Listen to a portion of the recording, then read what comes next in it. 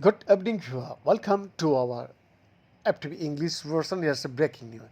Yeah, armed police and soldiers search homes and forests for militants in Kashmir on Friday, and India's army chief visited the area to review security after the killing of 26 men earlier this week, the worst attack on civilians in nearly 2 decades.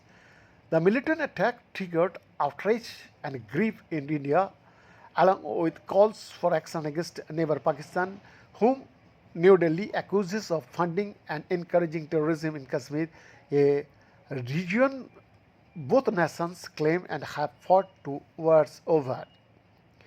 India's army chief visited Srinagar, the capital of Indian Kashmir, and authorities scoured Pahalgaon, the scenic town where the militant attack took place on Tuesday.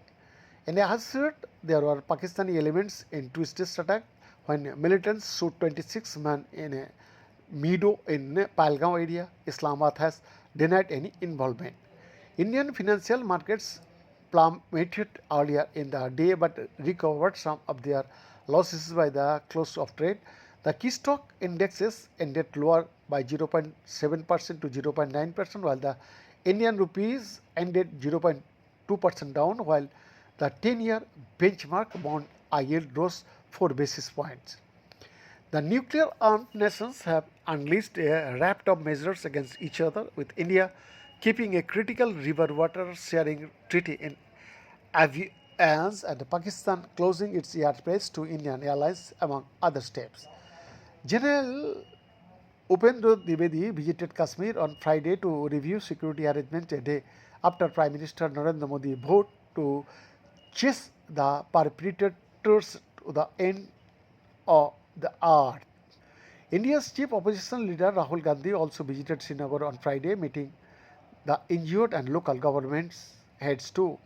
India's top two carriers Indigo and Air India said some of their international routes, including to the United States and Europe, would be affected by the closure of Pakistani airspace, leading to extended flight times and diversion.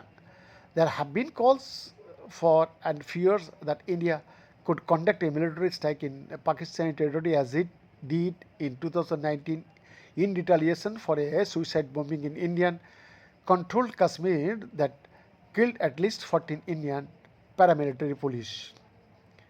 Behind this exclusive report, FTV English, Delhi, Bharat.